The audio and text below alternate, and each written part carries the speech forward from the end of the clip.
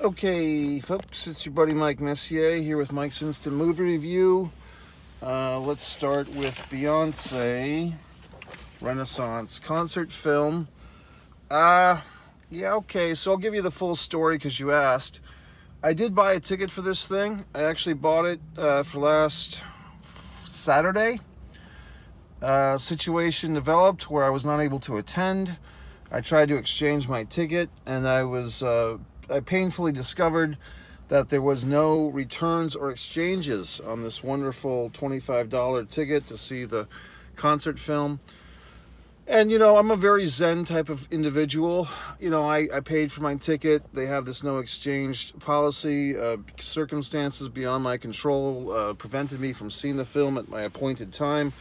However, I did go see another film today, and I kind of did the math and the calculations, and I was able to patronage this Beyoncé film afterwards and get my ticket value. So I did pay for the ticket, Beyoncé, okay, but I did not see it on the appointed time. Now, I've never seen such a thing of this no refunds, no exchanges routine. I'm not sure what's going on with that, why this particular fucking film has this situation, but it's not very fan-friendly, Beyoncé, not very friendly to the goddamn beehive. So let's get into this. Should you see it? Should you not? I'm a casual Beyoncé fan. I think I have one Destiny's Child CD floating around somewhere. I don't know if I have any Beyoncé CDs. I don't think I do, actually. But look, I even liked her in the third Austin Powers movie. I thought she had some potential there as an actress, leading lady. That was a long time ago. And I did watch some type of documentary that was about her. That was J-Lo. Or was that Beyonce? That was, I can't fucking remember. But in any event, so, should you see it, should you not? Well, if you're a huge Beyoncé fan, I think you should definitely go see it. You'll probably end up buying whatever streaming or owning it in some regard, some type of fashion anyway, no matter what I say.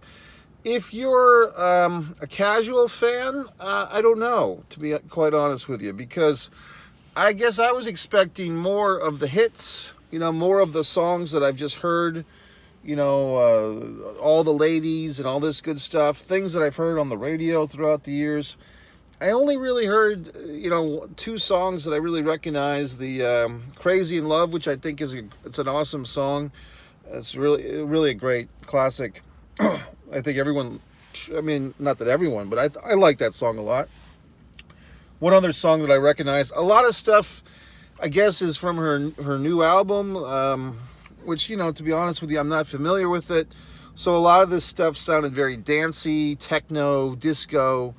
In the film, spoilers, as is revealed, we kind of have this thing where there's a lot of cut to the audience. And I don't want to, compare and contrast, but just, I think it's kind of natural just because, just a few months ago, less than 2 months ago was this big release of the Taylor Swift, her fucking concert film.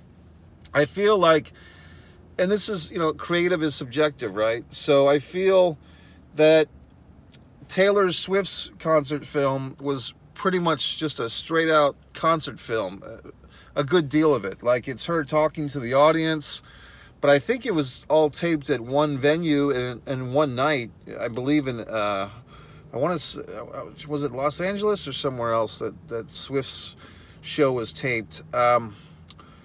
With Beyonce's concert film, I do like the approach that it's taped apparently in many different cities. At least there's many different costumes on stage during the same song, so I'm assuming they didn't run back and forth and just change costumes. I'm assuming it was taped over different nights to get the very best possible takes or the very best possible video. I think that's better. So oddly enough, hold on. I feel like if you were to see these shows live and in person, I kind of think that Beyonce would blow Taylor Swift out of the water. If you're a casual fan, like you don't have a favorite going in between the two ladies, I think Beyonce's show is, from what I saw, just my opinion, more spectacular, bigger costumes, and trust me, Taylor's show is awesome too. But I think Beyonce's got a show here that's really high-end production values.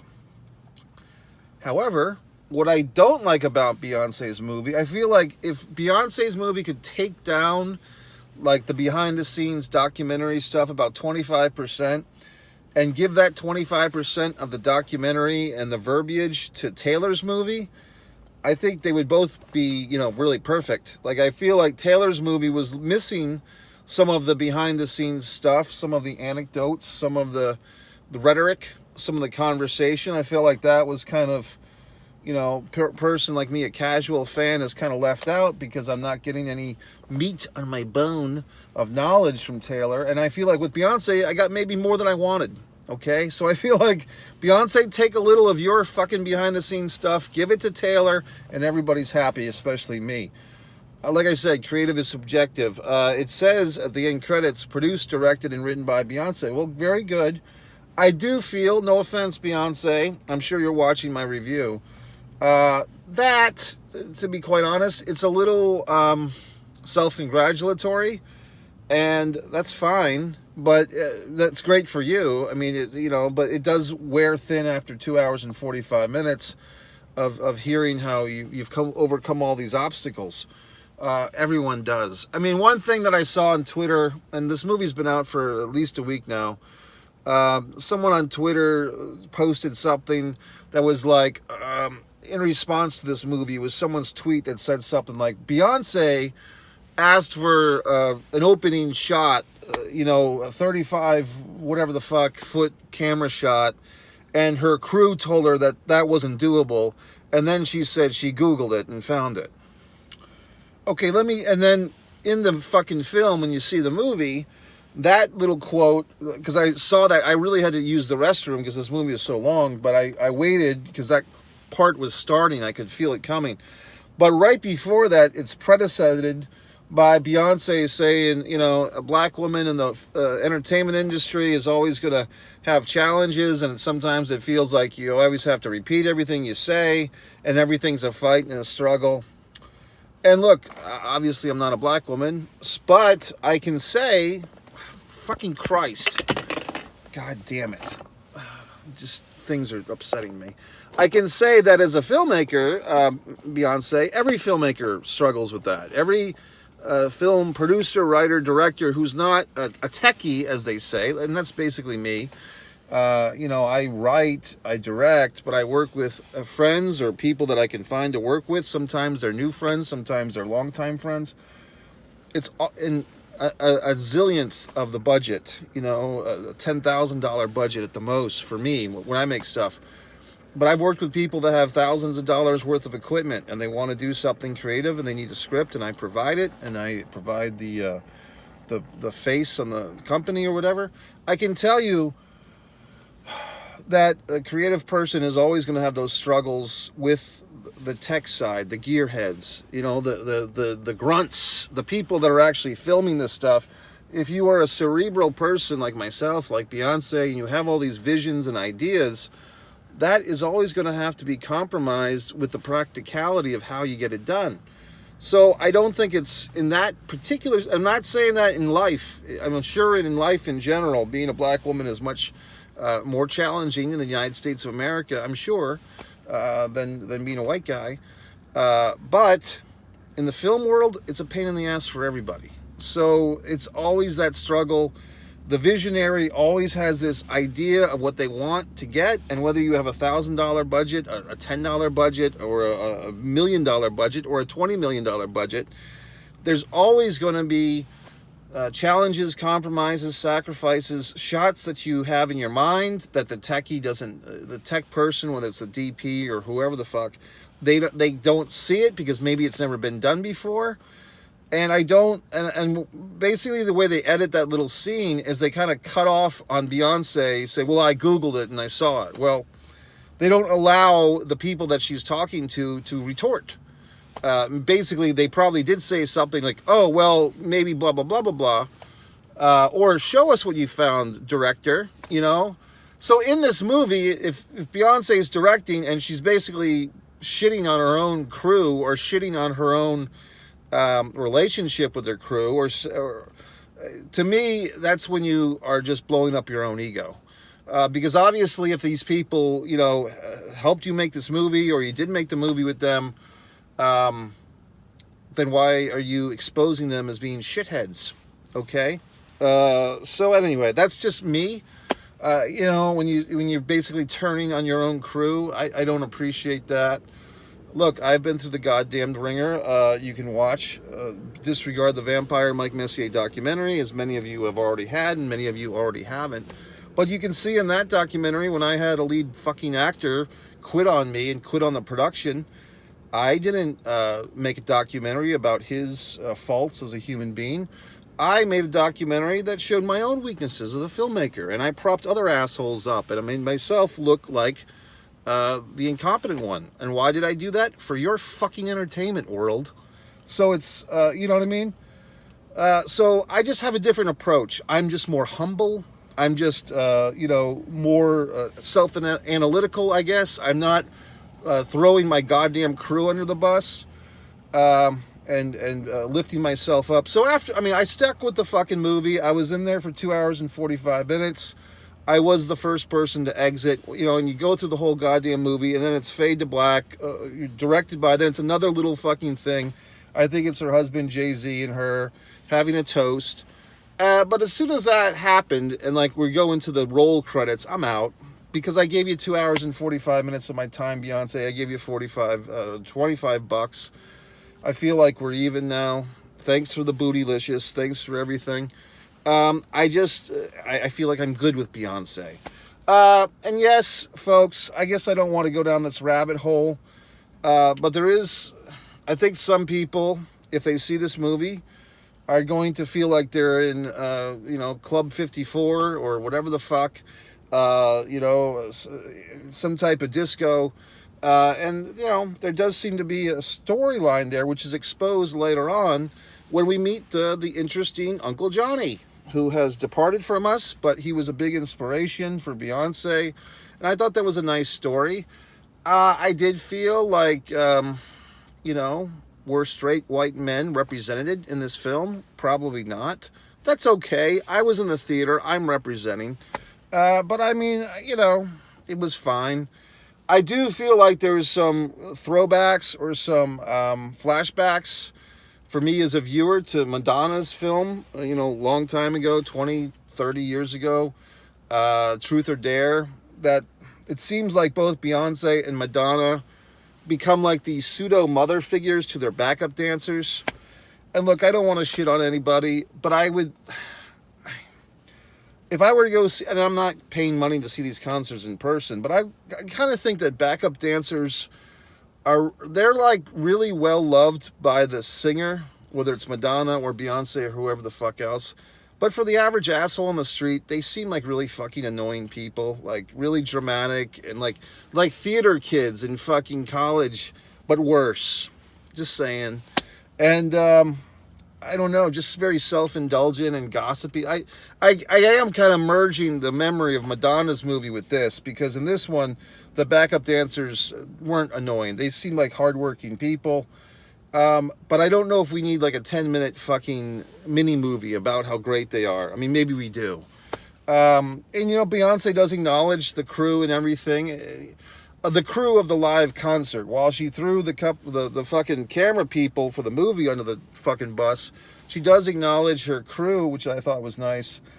I do feel like this movie, and I think at the beginning, Beyonce lets us know what's happening. She's like, I don't think people just want to see the concert. They want to see behind the scenes of the making of the concert. I don't. I really don't. I just want to see the concert.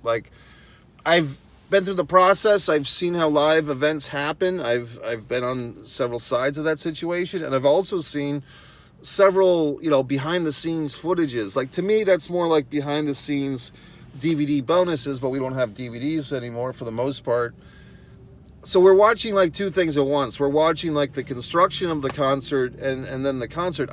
For me personally, and this is why I say creative is subjective, I think I would have just preferred a straight out Beyonce concert and really scaled, like I said, 25% less of this behind the scenes stuff, because I feel like her show kicks ass, in credit to the fucking behind the scenes people and the fucking background dancers and the fucking singers and everybody. I felt like it was a little too much. We're watching baseball and watching Inside Baseball at the same time, okay? And I get it. That was her approach. That's her creative choice, and that's all well and fucking good. And that's why I say this is, creative is subjective. And I will say this, because I needed to see another film before this film in order to get into this film. Like I said, I did purchase my ticket. I just saw it at a different time, a different day, Beyoncé. So don't sue me for $25. I saw Joaquin Phoenix in Napoleon before this, which was another 3-hour fucking movie. That one actually was 2 hours and 45 minutes. I got in there like 30 minutes late, but the previews are like 20 minutes.